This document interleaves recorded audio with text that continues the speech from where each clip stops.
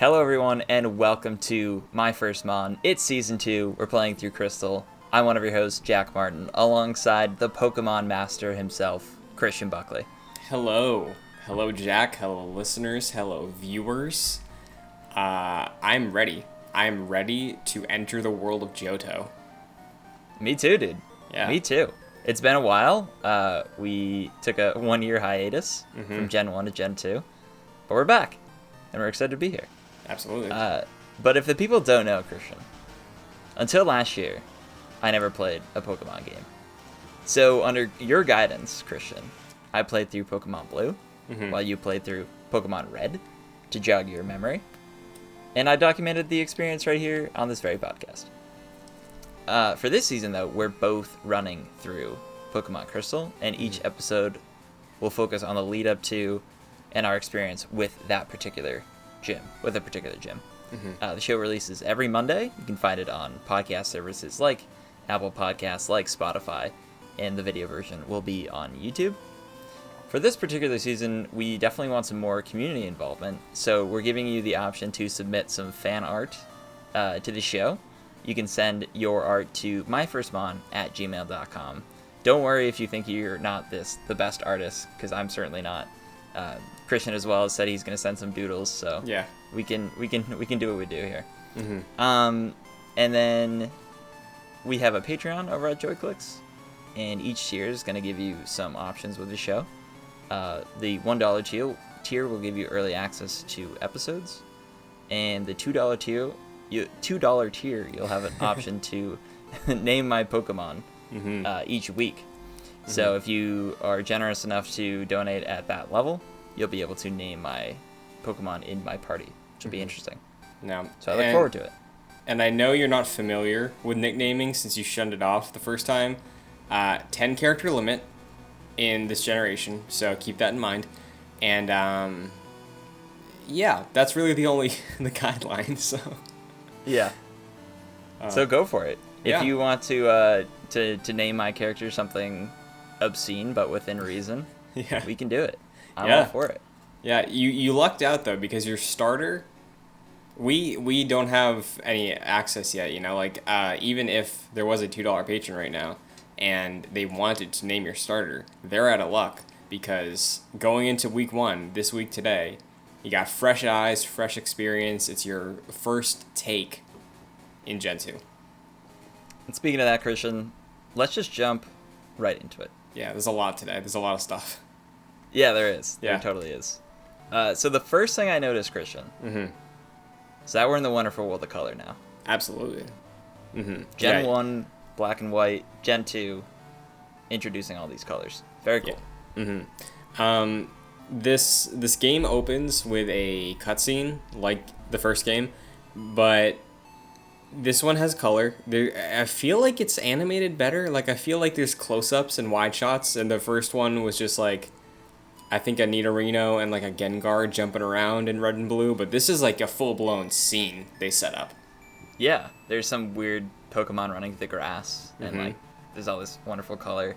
It seems like it's one of those cases where the sequel comes out and be like, all right, here's the budget. We're going to give you a lot of budget for this one. Kind of, cool. yeah.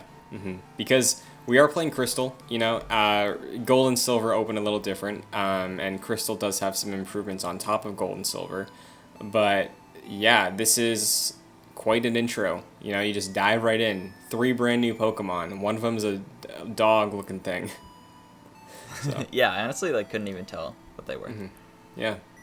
So, as we're introduced to this game, Christian, Professor Oak comes out, returning from Gen 1. Is basically just describing the world of Pokemon. Yeah, pretty much the same speech. Nice. Same speech, pretty much. Like, he has a different Pokemon example he throws out, you know, but that's really it. Yeah, it's nice to see him again. Did you expect that? Did you expect him to be a returning character? Kind of, but I honestly didn't know really what to expect. Okay. I figured there was probably someone like him each game, and I guess I wouldn't have been surprised that he returned. I saw him, I was like, oh sweet, Oak's back. So, but I choose my character Christian, and I just name him Jack again. Yeah, makes sense. You know, like you're technically a different person than you were in Blue, but it's still you putting yourself into this world for your journey, so it makes sense, you know. Yeah. Yeah, and I usually like stick with the same names when I'm playing like RPGs or games where you can create your own character. Yeah. So same. I'll just stick with that. Yeah, always. But before you even got that speech, they hit you with a brand new mechanic. They want you to set the date and time. They do, Christian. How's that work out for you? You know, I took some creative liberties with that. I decided to just choose a day and time that I kind of just liked. You were vibing You know, with because it? I was like, you know what, 9 o'clock in the morning sounds pretty good. Or I think like the option was like, oh, I overslept. What time is it? And I was like, I don't know, like 9. And I didn't really I didn't anticipate. I was playing at like 5 in the afternoon, so I wasn't anticipating waking up at 5 in the afternoon. I thought that would make my character seem like a lazy man. But I guess that they wanted you to choose the date, the time at least, that you were actually playing the game. And I honestly didn't expect this game, when it came out, to be like that sophisticated, to have a day and night cycle. Yeah, I was wrong. It's very surprising. You know, it's a game that Gold and Silver did this too. So it's a game from I think 98 or 99 that employs a day-night cycle, you know, and it's based on your real time. You know, you have to set it, and they're like, hey, is it daylight savings? So like it is doing some weird trickery, but it's still impressive, I think, for sure. Yeah, absolutely. Eventually, Christian and I go back and just make a new save and just do it correctly. But I think that's so cool. That's a huge leap from Gen 1, which didn't have that mechanic at all. Yeah, so I was really impressed by that. Already hit with a bunch of different things, you know. Oak is that grounding thing. It's like, hey, at least it's still Oak, but everything else so far is just brand new. And it's something that we might have to address in the future, but because you're on an emulator for capturing footage, the day-night cycles might not actually reflect your actual playtime. So in turn, that could also affect Pokemon spawns. So if you're looking for something specific, maybe might have to tweak that or like plan accordingly. So we'll get there when we get there, though. Yeah, definitely. And you mentioned off air that before I even like chose, or during the choice of character, I could choose boy or girl, which was a new addition to this game, which is cool. Yeah, I think Crystal is the thing that debuted that. I don't know if you could do that in Gold and Silver. So yeah, well really interesting. So like Crystal being like essentially the Game of the Year addition to those games adds that. Okay, that's cool. Pretty sure, yeah. So didn't know that. So Christian and I spawn into my room. I got a bed, got a TV, got a radio. I really have all the fixings in my room. Do you have a Super Nintendo in there? I don't think I do. I didn't notice one. Huh. Because most Pokemon games, we saw this with Red and Blue, they give you the Nintendo console that's hot, front and center in that room, you know? So yeah, I don't either. Maybe I missed it or I just did. I mean, I don't think it was there. Or did you see one when you were playing? I didn't make it a point to try and find one, but now that I think about it, I don't know if there was one. Yeah, no, I don't think there was. Because I kind of, during this playthrough, I kind of scoured through the environment. I didn't. Yeah, which is good, you know, because you do want those trainer tips, you want those little nuggets of lore, so. Yeah, but I looked on the TV to try and, I know Stand By Me was the Gen 1 like reference, and there was nothing on the TV, but I go downstairs. I assume downstairs. Maybe I just exit. Maybe I'm living on a ranch situation. That's the kind of home I live in right now. Yeah, you don't know the outdoors yet. No, I don't know the scale of buildings. Actually, I do. We'll find that out later, but not right now. So I go out to the kitchen area, and on the TV, Christian, it says, "Stars dot the sky as two boys ride on a train." No clue what that is. No clue what reference that is. I don't either. That could be anything. That could be the episode of The Office where Michael wants to run away from everything and is gonna live on a train. I don't know. Like, the number of times filmmakers have used that scene and that imagery, couldn't tell you. That's a good call. Who knows, though? We'll have to look that up, and we'll get back to you for next episode. Because I want to know. Yeah, which also, listeners, I don't know this gen as much as I know Gen 1, so yeah, keep that in mind. I don't have all the answers this time. Right. So. So I go outside. Oh, actually, before this, I get some Poke Gear and a phone from my mom. Thanks, Right. Mom. Appreciate it. So I leave the house, and someone tells me that Elm has captured new Pokemon. So I have to go figure out what that is all about. Yes. But first I read a sign that says New Bark Town is the town where winds of a new beginning blow. Isn't that just nice? It is. Do you think, like, here's a take. I feel like New Barktown is a better name than Pallet Town. Totally. Because, like, what Like pallet. Yeah, what hell? is Pallet Town? like a pallet of, like, shipments? Like a pallet of... What else is a pallet? Like a power pellet? That's a pellet. You know, like what? Yeah. I don't know where they got that. New Bark Town though, like, oh, and we should mention this too. Like Professor Elm, New Bark Town. There's some tree business going on in this game. Yeah, Professor Oak. Yeah, Oak. Trees, man. Christian is the Gen 3 Professor Maple. No, unfortunately no. But Sycamore. no, I don't think we've had Birch. a Sycamore. Birch, there you go. Professor Birch is Gen 3. No way. Yeah. Now, would you believe that I was racking through our college's honors college building names to find out some tree names? I'd believe it. Well, there you go. I also found out, Christian, that I went to the building on the left, and someone's telling me that Pikachu is an evolved version of Pokemon. Yeah, so... What's going on? Based on your experience, you know, you are the master of the Kanto region now. Champion, I should say. Pikachu evolves to Raichu, and that's the end of it, right? But in Gen 2, they used this as a selling point for the game. They introduced baby Pokemon as a concept. And not like, oh, this Pikachu is brand new to the world, and it is a little small, and it has to grow into a full-size Pikachu. It's not that. Baby Pokemon are just like cutesy first stage versions of new Pokemon to Gen 2 or Pokemon from Gen 1 that we're not that we are familiar with yet, and maybe they didn't have a full 3. So that's the gimmick. And like thinking of it now, thinking of the rest of this game, I think that's this game's gimmick. Is the baby Pokemon? How Yes. do you feel about that? I mean, I think they're fine, you know? It's like, if I want a Pikachu, I never catch a Pikachu. I just catch a Pikachu. Like, I don't want to go through that. Yeah, that's fair. So. Yeah, I don't really know how I feel about that yet. I haven't encountered any that I know of baby Pokemon. So Yeah. we'll find out. But I go to the lab, Christian. Yes. And I don't enter it yet because I like to explore my surroundings. And there's this dude who's like, it looks like he's like looking through a back window of the lab. He's snooping. He's like, oh, that's Elm's new Pokemon. And then he sees me, and then he throws me. Yeah. He assaults me. This gentleman assaults me. Yeah. What do you Not do? cool. I do it again. I do it again because I want to see what happens. And he does it again. What's up, coward? What are you gonna do? It just pushes you again. Sends you flying. I always like that animation because you got like a nice bounce to you. You got a big arch. You get some distance. That guy has an arm.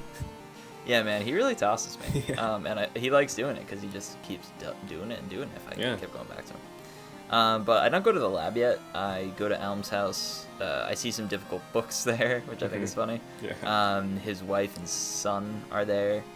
That's all well and good. But I noticed something like very important to the world of Pokemon that like is super strange to me.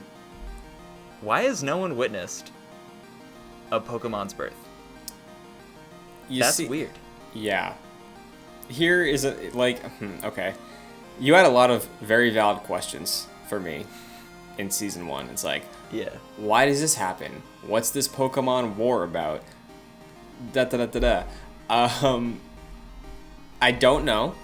You know, like, in this world, Pokemon have existed for presumably all time. We don't know. But, yeah. like, I just don't know. Like, I feel like they didn't know how big and expansive this series would be. And at the start, they treated Pokemon like it was this brand new thing. Because even in Gen 1, it's like, we don't even know everything about Pokemon. We only think it's 150, you know? Yeah, right. So I would chalk it up to just that, but in the context of the world, yeah, makes no sense. Because presumably, we've trained these things, we've tamed these things, and we find them and then they die. They don't get born. That's how they work. Here's my thing, Christian. Yeah. Nurse Joy, right? I don't think she's actually in this game, but from the anime, I'm just gonna call the nurses Nurse Joy, right? That's her name. That's her. That's Nurse Joy. That's her. Okay.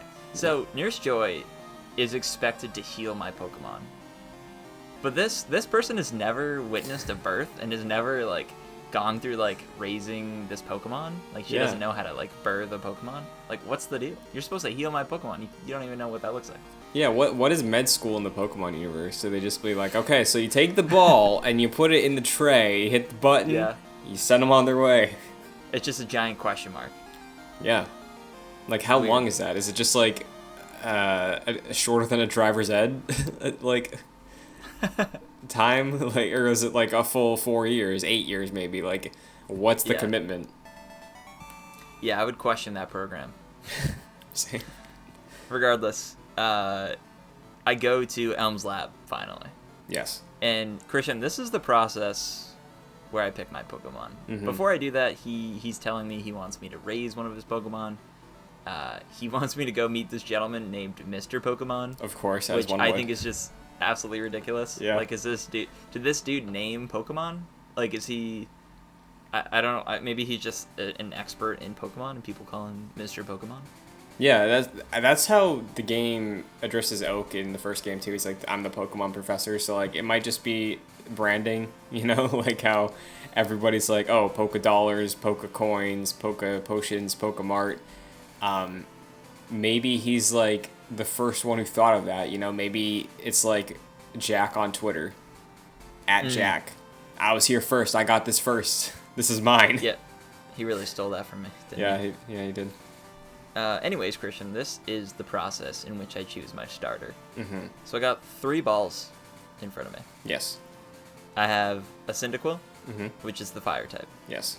Totodile, the water type. Those two, very adorable. And then we get to the third one, Christian.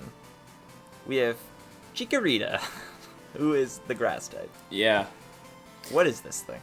So, when I was playing my game, I went with my choice that I normally pick in Gen 2, and I went through all the sprites, right? I wanted to just at least look at them to see if something would stand out to me. I was like, maybe this time. And then I got to Chikorita, as I normally do, and I was like, I need to have an answer, because I know you're going to ask me this, because it just makes no sense. It's like a hairless dog with a leaf on its head and a necklace, and its name in tying it to the theme of grass and like the theme of what creature it is. The only thing I could get in my head, Chikorita, like Chiquita bananas. Yeah, that's the closest I could get. That's something. It's green, Not sure about you know. A raw banana is green. Maybe we'll have to do some research on this because who knows? I would love to see like the breakdown on starters, like who chooses what. What's the percentage? Yeah, I can tell you that Chikorita is the one that like nobody picks. You want to talk about how you went into Gen 1 knowing that like there was one that nobody cared about and it was Bulbasaur, which was not true. Gen 2, Chikorita, man. No, I don't know anybody. I don't. Yeah, that's. I mean, it doesn't even look like anything. No. But so, yeah, maybe the grass starters need to step it up a little bit. Bulbasaur is cool, but Chikorita, come on. Also, grass. Yeah, water and fire. Come on. So I was torn between Totodile, who is a crocodile-like creature, and Cyndaquil, who I thought of was like a porcupine, but fire. Mm-hmm. So I was like, that's cool. I was seriously considering Totodile because I wanted to maybe continue the water Pokemon like I did with Squirtle, and it's super cute, and that's a huge factor. But I decided on Cyndaquil because it was equally as cute. It looked like it was sleeping, which I thought was nice. Also, I like fire types, so I went with Cyndaquil. Nice. I'm glad you did. I had a feeling you were going to, because remember in our preview episode, I was like, bold take, and in hindsight, even Chikorita, they're all, I think, universally cuter than the Gen 1 batch. That's a take, man. You did say that, didn't you? Yeah, I did. And I think the math in my head worked out, so I was like, okay, Chikorita is the weakest one. Chikorita is the one that's, like, slowing down the bell curve of this cuteness scale. But yeah, that really brings it down. It does. But with Cyndaquil and Totodile, they're definitely same level, at least, in terms of cuteness. So I was like, okay, that in mind, knowing what you said about Gen 1, hindsight, maybe you would have done Charmander if you didn't love Squirtle so much. I had a feeling you're going to do Cyndaquil, and I'm glad you did, because he's a great Pokemon, but he's not my favorite of Gen 2. Who's your choice, dude? Totodile. Totodile is my, maybe my favorite starter of all time. Whoa. That's huge. Yeah. Every time I play this game, whether it's Soul Silver, when I tried to play Crystal before, it's always Totodile. He's perfect. He's the perfect design of a starter, you know? I love him. It's true. He's nice and, like, small and looks squishy and just looks super cute. Yeah. I was really torn, Christian. I was so close.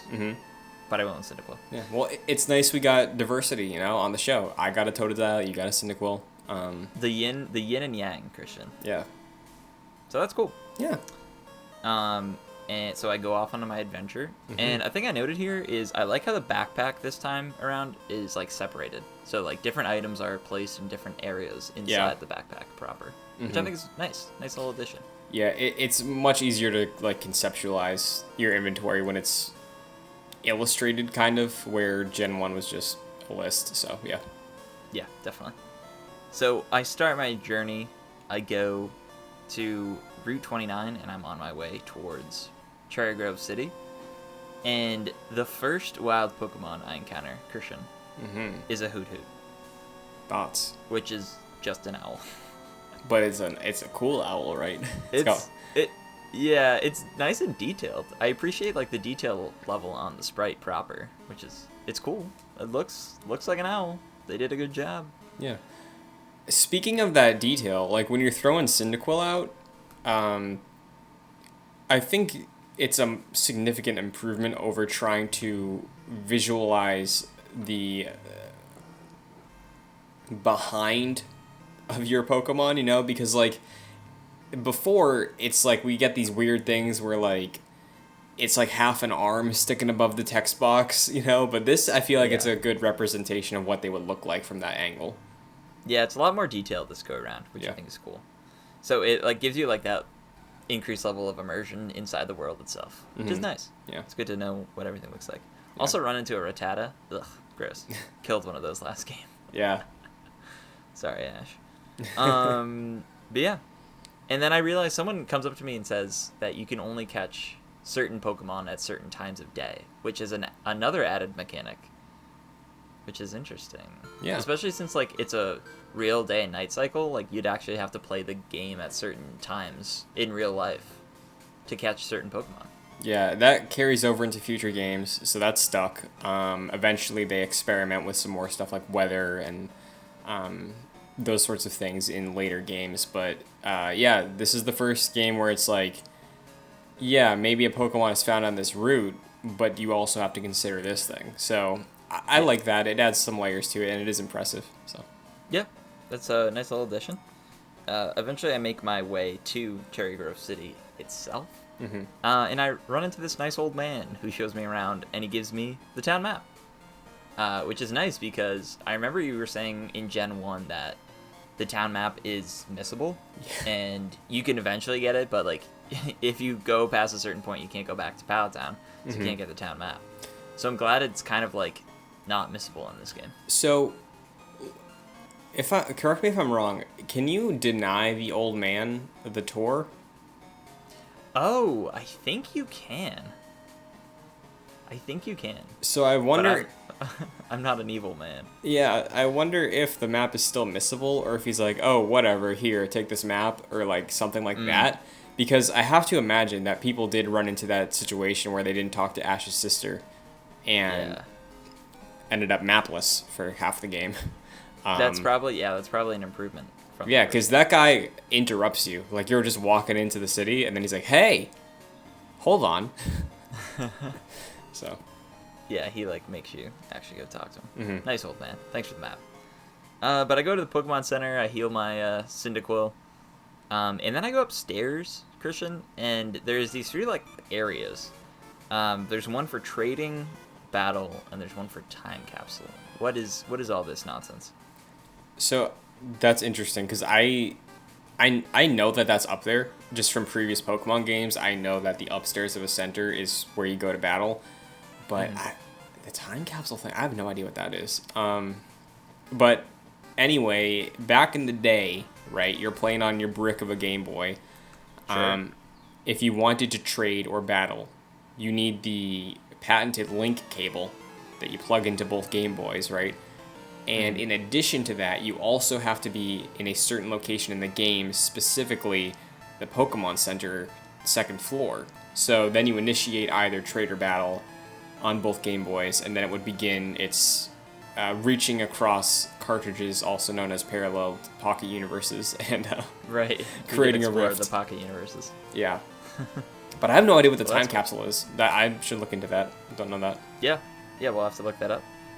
Maybe some comments can let us know, and we'll do some corrections for next episode. Yeah, please. So I grabbed some antidotes and some potions. Yeah, some potions from the mart, but I realized I couldn't buy any Pokeballs, so can't be doing any catching right now. Regardless, I take Route 30 and I'm heading toward Violet City. I find a berry, Christian, on this tree, and then I go inside, and a shirtless man gives me another berry. Is he shirtless? Looked shirtless to me. Is it just an instance of, like, the fact that the Game Boy Color could only use, like, I think 16 or 18 colors, and it's like his shirt color is the same as his skin color? Is that it, maybe? Now, that's possible, Christian, but for my headcanon, I'm going to say that he's shirtless. Shirtless man? Yeah. Is it Greg Miller in the Pokemon universe? Greg Miller gave me a berry, so that's great. And then I run into a Spinarak. Am I saying these Pokemon correctly? I feel like so far, yes. Hoot Hoot is correct. Spinarak is correct, and... Cool. Spinarak is interesting. What are your thoughts on this Pokemon? Because it's a spider. Yeah, no thanks. No thanks. Don't like it. What do you think of the name, though? Is this some backwards name business, Christian? No. I just think it's a... I'm looking at this name and I'm like, I don't know. Like, a spider spins a web. Yeah. Arachnid. Spinarachnid. Yeah. No. No? You're not doing it for you? I mean, I always think they're really funny. Like, they're funny puns. Yeah. I'm not a punny guy. All right. But I guess I can appreciate it. All right. I think it's actually pretty funny. But, like, they do some interesting names sometimes. Hoot Hoot. Uninspired. Mr. Pokemon. Uninspired. Yeah. Regardless, I see these 2 trainers fighting, and they're, like, blocking a path that I can't go through. So, I go around them. Or I go elsewhere. I run into a Poliwag, who I recognize from the first game. Yeah. Pretty sure this is the first time I've recognized, like, a Gen 1 Pokemon. Unless I'm wrong. No, excuse me. A Rattata. I ran into a Rattata. Right. But, yeah. Like, a Pokemon that I like. It's Poliwag. Yeah. So... And he kind of messes me up. Really? I have to use 2 potions. Yeah. Oh, well, he's a water type. Because water. Yeah. Funny you bring this up. So I'm assuming when you're running through this story right now, you're playing in the daytime. Or nighttime. Yeah. Like 5-ish o'clock. Okay, because Hoot Hoot is a Pokemon that will only spawn at night because it's nocturnal. And if you started this game in the daytime, you would have been, I'm sure, questioning what's so different about Gen 2, because if you leave New Barktown in the daytime, it's just Pidgeys and Rattatas. Oh, okay. Well, I'm glad I kind of went at night, because then I could experience some new Pokemon. Yeah. Yeah, that's an interesting choice. It's a very interesting choice. But yeah, he kind of messes me up, but we get through it. eventually I make it to Mr. Pokemon's house. That name, man, he's getting me. He's talking about some sort of mystery egg. Oak is there. Professor Oak is there, and he sets me up with a Pokedex. Yeah, it's cool to see Oak back, like, in the flesh. He's there. But he leaves, because he has to go do his radio show. But then I leave, and then Professor Elm is hysterically calling me, saying something about something being awful, so I have to go back to town. So I do, take Route 30 back. Level 8 Cyndaquil now. I keep progressively ranking up. I don't know if I'll say what level I am every time I rank up. But, right, yeah.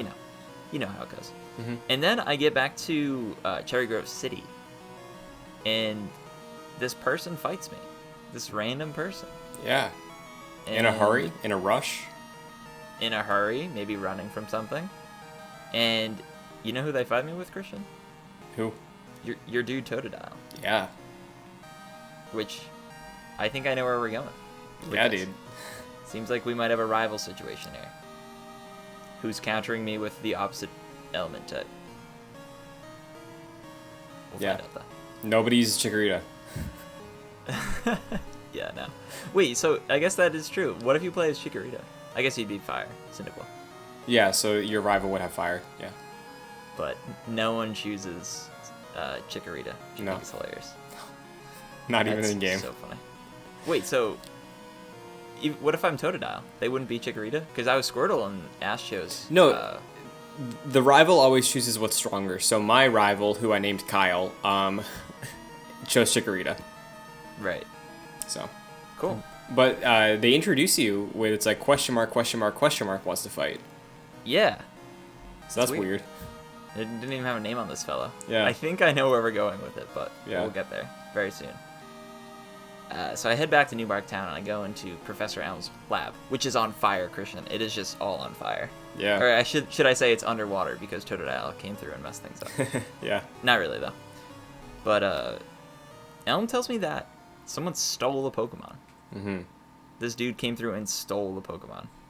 Yeah. And he described the character as someone with long red hair. Now, here's a question I have for you, Christian. And you don't have to answer it, because maybe I've discovered what the surprise is, the spoiler is, before I've been told it. Okay. They use the color red.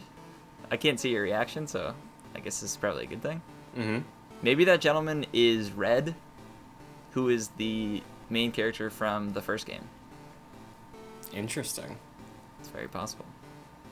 I wonder that. I'm only basing that off the color they described. Yeah. But so you can name this character because he's your rival. Very tempted on naming him Red. Okay. But I didn't. I named him Johnny. Johnny, nice. Typical bad guy name from the 80s. Karate Kid inspired. Pretty much. I love the Karate Kid. Yeah. But Professor Elm gives me a Pokeball, and my mom, I'm talking with my mom now, she says she'll save some money for me. Or she gives me the option, and I say, yeah, you can save some money for me. Okay. So that's cool. I have a question for you. Did you talk to Elm's aide before you left the Pokemon lab? I think I was forced to. I don't recall the conversation, though. Okay, so the aide was like, that boy stole a Pokemon. I feel so bad. If a bad person trains a Pokemon, the Pokemon also ends up being bad. I was like, oh my god. Whoa. Really? Yeah. I guess that's why they keep saying, like, treat Pokemon with love. Yeah. Some people don't do that, though. Yeah. So maybe you're... Well, I was going to say maybe you're not the one that destroyed Ash's Raticate. Maybe he just trained him too hard. But if he was visiting his grave, then I assume he cares. So. Yeah. I guess so. I guess maybe Ash's Pokemon weren't evil. Team Rocket's, though, probably evil. Yeah. All his coughings. Yeah. In any case, I'm off to Violet City. I try to go through Route 46, but I can't really go anywhere. It's like all blocked off. And there's like some grassy areas, but can't really go anywhere. I heal at Cherry Grove, and then I buy some Pokeballs because I want to do some catching. So I do. I catch Spinarak. Another question. Sorry to cut you off. Go for it. This egg business that you give to Elm. And he gives himself like whiplash. He's like, what is this, an egg? Yeah. And your answer about Pokemon births before? Oh, dude, are we about to witness a Pokemon birth? Maybe. I would love to. He told you to hang Not on to that really. thing, right? Yeah, honestly, like, I kind of just, like, forgot about it now that I'm thinking about it. Because it was just like, whatever, I got this egg. But, maybe that's the MacGuffin of this game. Maybe. We'll see. But yeah, I catch Spinarak. I'm not super jazzed about it. This is the first Pokemon I'm catching in Gen 2. And it's just kind of ugly looking. Yeah. But whatever. Uh-huh. What I like about this, though, is that as soon as I caught it, it showed you, like, the breakdown of the type of Pokemon it was and, like, a description about it. And I like how this game teaches you more about its mechanics and the Pokemon themselves than Gen 1 did. Because I found a lot of difficulty in Gen 1 figuring out, like, what types they were and, like, what they actually did. Yeah. And you asked me this off air, and I think this is fine because Gen 2 introduces some new types, right? It's beyond the standard types that you encountered in Gen 1. And some of them don't make a ton of logical sense in terms of their, like, electricity beats water, fire beats grass, like that kind of thing. Right. So because they are adding new ones and because some of them don't really make sense, like how Ghost and Poison and Dark have a weird interplay between each other, then using the chart is completely fine. Yeah, there's a bunch of charts out there of saying, like, what's weak against what type. Yeah. So I've been using that for this episode. Yeah, it's helpful because I'm like, I have no clue, and it will become helpful when I approach the gym. But we're getting there. We're getting there. So I caught Spinarak. I run into a Zubat. Not Oh my god. But then eventually I'm allowed to go through what happens to be Youngster Joey and Youngster Mikey after their battle. Yeah. And I beat them pretty quickly. Youngster Joey returning. Whoa, really? Yeah, this is the Shorts kid. No way! Yeah. I didn't pick up on that. Same That's name awesome. and he just has a Rattata. Oh, that's sick. Yeah. Dude took a trip from Kanto to Johto. Yeah. Good for him. Youngster Mikey, is that a new gentleman? I guess, I don't know. I haven't heard of him. Yeah. Along my journeys, I captured Poliwag, and I did it on my first try, which I thought was cool. I just threw a Pokeball out and I got him. Nice. Yeah. You're fleshing out the team already. You got a good batch going right now. So this is what I'm thinking about, Christian. Okay. I want to have a diverse team, which I think I kind of did in Gen 1. You did, For the for most sure, part. yeah. And I want them all to be of similar levels. I don't want to have a Wartortle situation or a Blastoise situation in which that dude is just hosing everything, you know? Yeah. I want some diversity. I want some parity, some equity across my team. It's very funny you say that because I'm normally on the same page, and then when I started for this week, I was like, you know what? Let me just like dip back into the way I used to play these games and just level my starter for a bit. So I think I'm like a level 18 right now, but Okay. Up until Mr. Pokemon, I was like, my Totodile was like a level 13. Yeah. So I was going in. Yeah, I try to ease back a little bit. My Cyndaquil is still like leveled up pretty high, but Yeah. it's not like absurdly leveled compared to the other Pokemon I got going. But I realized like I chose that option with my mom, and some money is sent to my mom after every battle. which is Yeah. cool. So I'm going along Route 31 now, Christian, and I walk past this plump little gentleman who says, "I walked too far today looking for Pokemon. My feet hurt and I'm sleepy. If I were a wild Pokemon, I'd be easy to catch." That's a nice little quote. Yeah. I thought it was funny. Insightful. I try to go in the. It is insightful. I wish I could catch him, but I can't. It's a can't Snorlax catch pretty people. much, right? Yeah, essentially. So I try to go in the dark cave, but it's impossible to see. Yeah. So I kind of get back out of there. I like don't even do anything in it yet. Mhm. And then I changed my Poliwag to my number 1 spot like I was saying, I kind of want to like increase the ranks of my Pokemon and sort of have some parity between them. And then I find a Pokemon. Oh, excuse me. Someone says that they found a Pokemon in the Dark Cave to defeat Violet City's Faulkner. Okay. Which I think will come back. So I keep that in my brain for a little bit as I'm going to Violet City. And then I get to Violet City and I go to the Pokemon Center, and someone mentions the first game. Someone mentions Kanto, and says it was 3 years ago. Yeah. So in-game confirmation that stuff actually happened. Yeah, isn't that interesting? And like it set the time of like when this game takes place. So this is like a true sequel. It's like taking place a few years later. Yeah, so it's the context, I guess, the fact that Red, also known as Jack, went through the Kanto League and became the champion. That all happened. Oak oversaw the whole thing. Red fleshed out the Kanto Pokedex, like all that stuff happened. And there is a 3-year gap. So I believe this is one of the only 2 times a Pokemon game in the mainline series will directly reference the fact that it is following up another game. Really? Yes. Interesting. The only other time that happens is Gen 5. There is Pokemon Black and White, and then their GOATY version was Pokemon Black 2 and White 2. And those were canon sequels. So... Cool. That's cool. Yeah. But I'm reading all up about Faulkner, like, in the game. I'm, like, discussing with some people. Or I think it was maybe on the sign next to the gym that was saying he's the elegant master of flying Pokemon. Yes. Interesting. So, that's not a new type, right? To this flying? gym? No, a Pidgey's a flying type. Yeah. Okay. So, not new. Also, I learned that Pokemon can hold items this game. Yes. Can you explain that to me? Well, again, the EXP share was in Gen 1, right? I think so.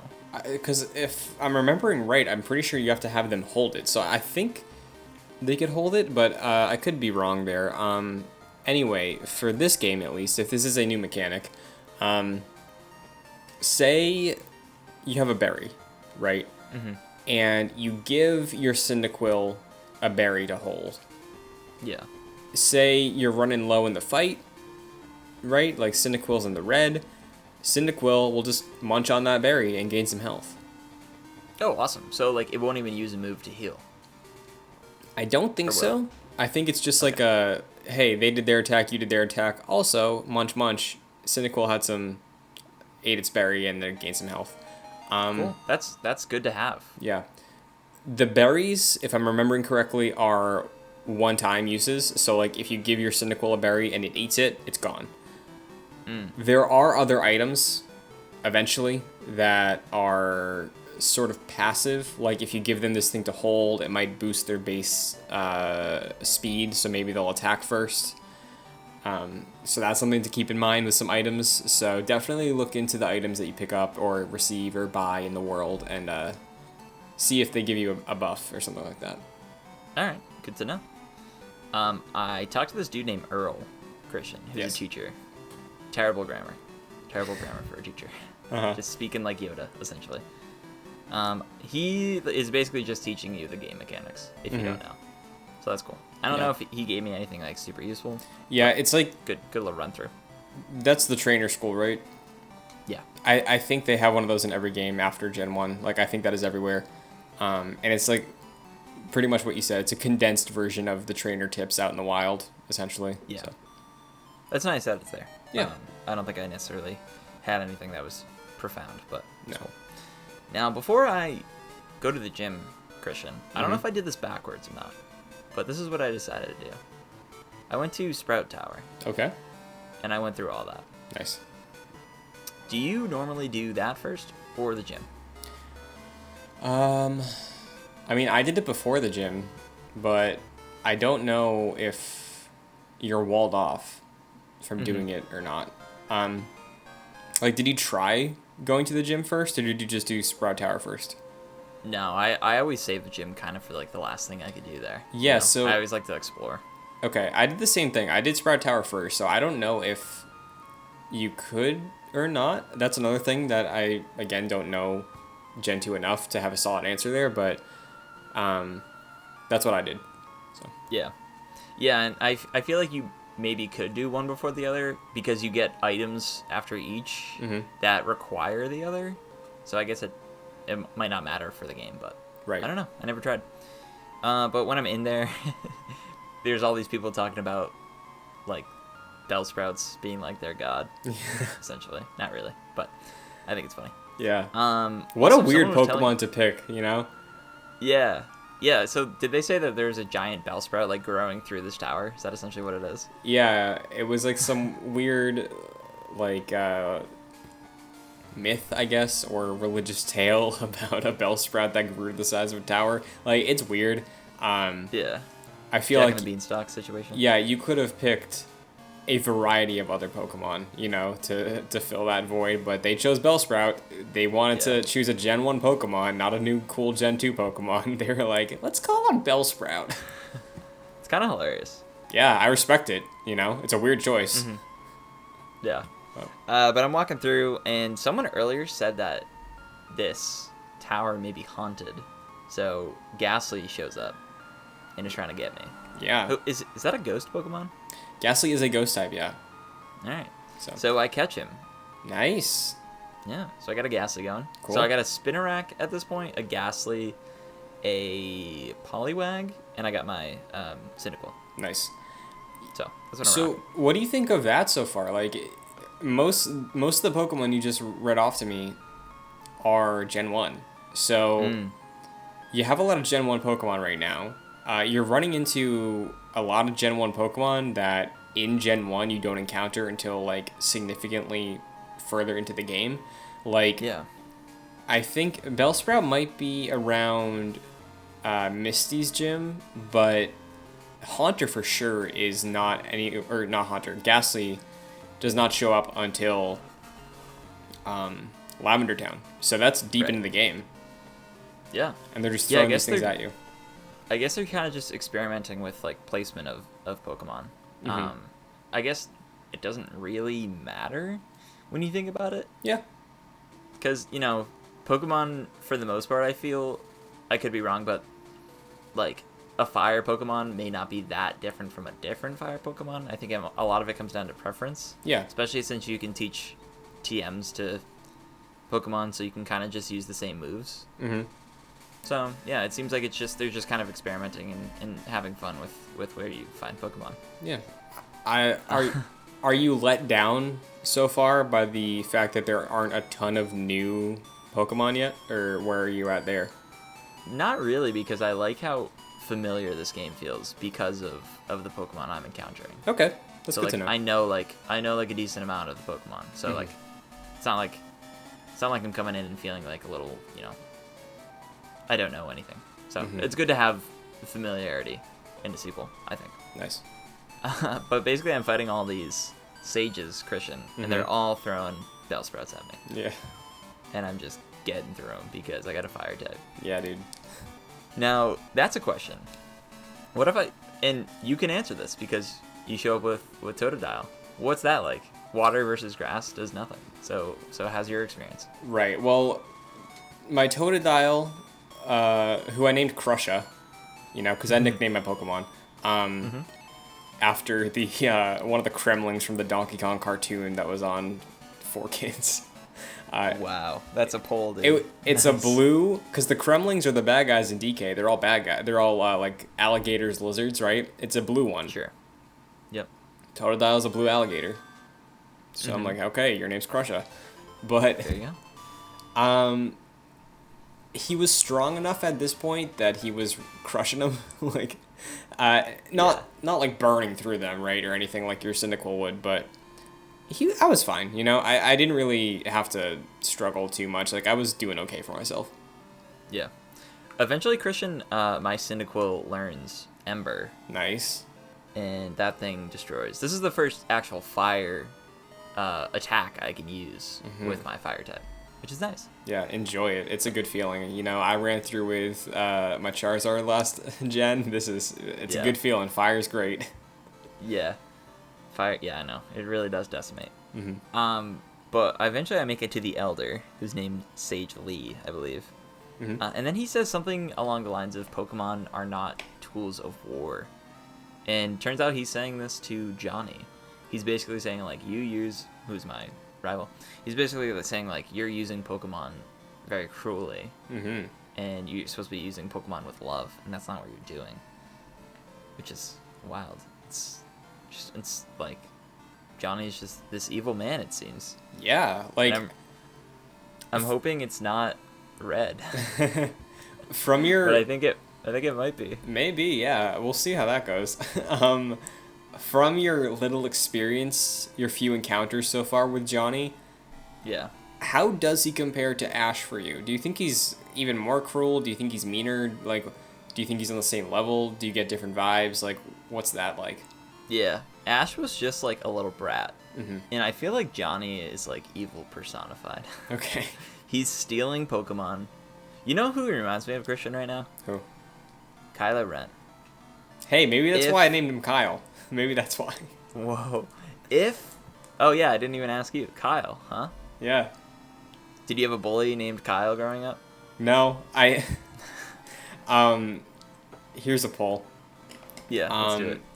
Kyle Bossman, his Pokemon opinions are, I think, some of the best Pokemon takes I've ever heard. Yeah. And when I played Pokemon Let's Go, I named the rival Bossman because I was like, it fits. And then this time I was like, I know how evil this character is, and the name Kyle just fits, you know? Maybe I leaned into the meme, like a Kyle and a Karen. I chose Kyle, Sure. like maybe it's that level, but Kylo Ren too makes sense. Kylo Ren's a Kyle. Yeah. Oh, Kylo Ren is totally a Kyle. He's the Kyle. That's a good call. He is the Kyle. But if Johnny turns out to be Red, my previous character, and is turned to the dark side, that would be some Kylo Ren business. I hope that doesn't happen because, man, that would really recontextualize the end of that game. Yeah, well, hey, maybe something happened. 3 years, you know? Right? It's like what happened with Luke Skywalker and people got upset. But there was that time, man. There was that time where something happened to a character that we may have known, and we just didn't have it explored in front of us, but that doesn't mean it still didn't happen. Did Oak see how powerful your Blastoise was and realize he had to kill you? Dude, we're getting into some Last Jedi business here. I kind of like it. Yeah. We'll see, though. Mm-hmm. So, I got the Flash HM, Christian. Yes. But I can't use it without the Violet badge, or the badge I get from the Violet Gym. Mm-hmm.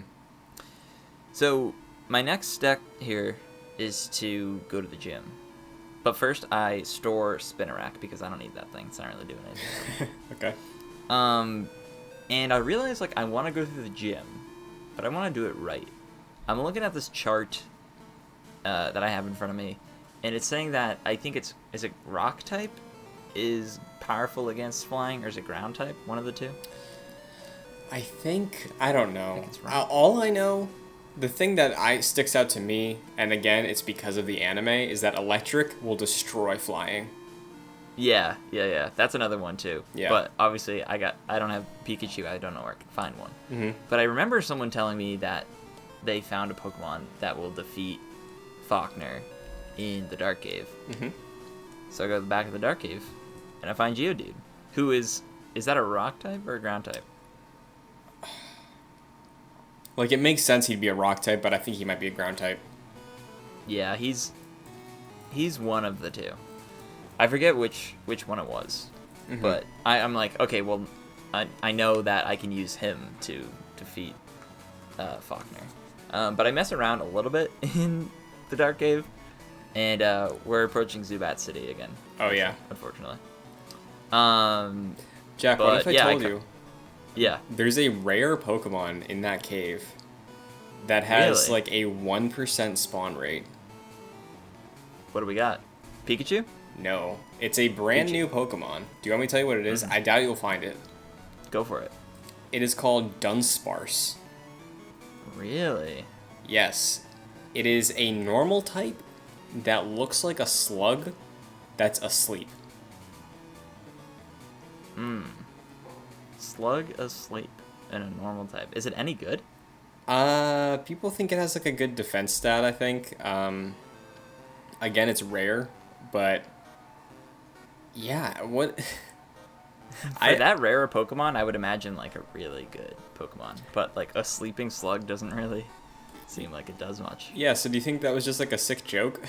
Like, Maybe. I don't know. Maybe. And it doesn't That'd be evolve either. hilarious. That's what it is. Yeah. So Oh. anyway. Wouldn't that be funny if I caught that? Yeah, I was waiting. I was gonna be like, okay, he's going to the cave. I wonder if he's gonna be like, oh yeah, so I got a Dunsparce. What's this about? Yeah. That was like when I caught I guess not as rare, but I caught Pikachu in Gen 1. Apparently Kinda, yeah. difficult. Definitely not as rare, but still, I was impressed. So Yeah. Yeah, some Zubats, but not as bad. I know how to deal with them. So I caught Geodude, and I found, the potion that's sitting there? Yeah. I found a way to, like, maneuver through the cave to get that. nice. So I got it. And then I got out. I didn't use the escape route. I was kind of impressed with myself. Mm-hmm. Because once you're in there and you can't see anything, it's very difficult. I would like at some point for you to go back to that cave and use Flash so you can see what it was actually about. Yeah, I think I probably will. Okay. I think I probably will. Okay. But I go a little past Violet City, right? Mm-hmm. Route 36, and I catch a Bellsprout. Okay. It's nice to have a little Bellsprout in my... Is it grass type? Bug type? Bug type. Grass. Grass. Okay. And if that makes memory serves, Bellsprout was an MVP on your team for a while before. Yeah, Victory Bell was holding it down eventually. Like, he was my grass type, and then I think we got to the gym, was it grass versus something or another, where he was, like, the go-to, and, like, he had to really pull through. Mm-hmm. He did. So, nice to have them. And here's the part, Christian, where I'm doing some grinding. Okay. I'm essentially just trying to level up Geodude to take on Faulkner in the gym. So I keep going to a grassy area, and I keep just throwing him out there and trying to win and get some XP. Okay. Yeah. So, Nice. like, that's, like, I didn't really do that much in Gen 1, because I just kind of wanted to, like, play through the game. Right. But now I'm, like, trying to do some strategy here and, like, trying to, like, build up my team a little bit. And I know Geodude's going to pull through if I level him up enough. Yeah. So I do, and before that happens, I'm throwing my Cyndaquil out as well, if needed. He evolves to a Quilava, Yeah, dude. Quilava. which is quite the name. Yeah. What do you think of I this want to thing? see. I'm struggling to remember what it actually looks like because it's been a few days. Yeah. Crazy name. I'm very interested to see what it will evolve to as its third evolution, if it does. I'm actually not sure. I think it will. Yeah, I mean, starters all have 3 forms, so you're good. Okay. That's what I figured. Quilava, looking at a picture of him right now, kind of like a ferret almost. What do you say? It's like Yeah. long. Yeah. So, I feel like you can make an argument that it's still a porcupine or something. But Yeah. yeah, Quilava is an interesting one, because Cyndaquil, before I ever played Gen 2 as a kid, Cyndaquil is my favorite, and again, I think that was because of the anime. Oh wait, is Cyndaquil, does he pop up in the anime? Oh yeah, dude. The Johto journeys, when you go into that stuff, they dip into Cyndaquil's some Gen 2 Pokemon, and let me tell you, Ash replaces a lot of his Gen 1 team with some Gen 2s. Whoa. That's huge. Yeah. But Yeah. So eventually he evolves to Quilava or she. I don't know, I'll have to get my genders correct here next time. And then I level up Geodude to 10, which I think I was like, that's probably a good amount to take the first Yeah. gym. So I go to the gym, realizing that flying is weak against rock or ground. We'll have to figure that one out for next time. And a bird keeper throws out a Spearow, and I defeat them with my Geodude. congrats. No Good job. Yep. Birdkeeper Rod throws out a Pidgey. Geodude defeats them, levels up to level 11, learns Rock Throw. Ooh, that's key. So I can imagine that it's a rock type if it learns Rock Throw. Could be Yeah, wrong. so from a quick Google search, it looks like he's a combination of ground and rock, which I don't know if Gen 2 introduced combo types. Yeah. I don't know when that was introduced, but regardless, it's one or the other. Yeah. So this is the point where I encounter Faulkner. Mm-hmm. And it's time to fight. Throws at a Pidgey. Defeat with Geodude, kind of no issue. Mm-hmm. Rock Throw is really coming to bat for me here. And I think it's like a few hits. Okay. And then Pidgey goes down. Then he throws out a Pidgeotto, and for the most part, I get his health down. The issue with Pidgeotto, though, is that he's throwing Mud Slap against me. Ooh. Which I think decreases my accuracy. Is that Mhm. correct? So, essentially, Geodude just becomes useless because I can't hit anything. And he has, like... Pidgeotto had, like, a sliver of health left. And I just couldn't defeat Pidgeotto. So I had to send Poliwag in to clean up the day. And he did. Nice. Faulkner defeated. Very nice. I got the Zephyr badge. Congratulations. First Thank you gym very much. badge. There it is. So, you wrapped the gym. You receive the ability to use Flash, correct? Yep. You get, what, Pokemon up to level 20, 30? No. No? I have... Oh, sorry. The ability to use them. 20 Yes. to 30. Okay. I thought you were asking that. Is that where my Pokemon are Oh, at no, right no. now? It's like, no. So, standard fare, right? That's kind of the rewards you got from Gen 1. Yeah. How would you compare Faulkner as the first gym leader to your other experience? You know, you fought Brock. Brock was Rock. You went up against Squirtle, destroyed him. Yeah. The choice to lead with flying. Where are you at there? Like, how is that for you? Yeah, that's an interesting choice. I liked this go around, basically having to find a Pokemon to defeat that gym leader that I didn't have in my party. I know, like, I could have done that in Gen 1, but it was good to actually do that this time. And it seems like, for me right now, I'm trying to build, like, a utilitarian party in which, like, each member is, like, of use to the party and will continue on forward through my journey. So right now, Geodude, who I think is a weird-looking Pokemon, right now he's, like, my rock/ground type. Cool. Yeah. So it's nice to have, and I think Faulkner was a good gym leader. I think flying was a weird, interesting choice, rather than like fire or something generic like that. Yeah. So yeah. Well, I'm glad it went and well. then yeah, it went well. And then for the lead up to the next episode, Elm called me and told me to go to the Pokemon Center in Violet City. Very nice. So we'll kick off with that. Yeah. So, any final things you want to mention this episode? no, I think we hit everything. I guess, end of the day, what's it feel like? You said it was cozy. It was good coming back. It was a good feeling, recognizing so many things. We went through a lot of predictions before. You've seen some answers right now. For the future, for the rest of your journey, what are you expecting? Do you think there's going to be a week where you just get hit with a bunch of new stuff? Do you think the road to the second gym is just going to be a lot more new? Like, where are you with the whole Gen 2-ness of this journey? Yeah, I still don't know, like, how many new Gen 2 Pokemon are out there, so, like, I don't know what to expect exactly, but I feel like they'll pepper it in, like, along the journey. There'll still be some Gen 1, and there'll be some added Gen 2 eventually. I don't think it'll be, like, a deluge of Gen 2 stuff. Okay. Good to know. Yeah, but I ended this playthrough, like, instantly wanting to go play through to the next gym, which is nice. Yeah, well, now you can. We're done recording, so you can just go straight in and chip away. Might hop in. I guess we could do a fun little prediction thing. What do you think the next gym type is going to be? Okay, so it was flying this time. I'm expecting maybe they're weird types. Okay. Like, maybe it's ice. Ooh, Or maybe okay. it's, like, psychic or something like that. Although we had psychic, I think, last gen. With one of the... And we had... Yeah. So, I don't know. It'll probably be weird. Yeah, that'd be cool. We'll see what happens. But congratulations, you are on the road to becoming the Johto champ. You got one badge down.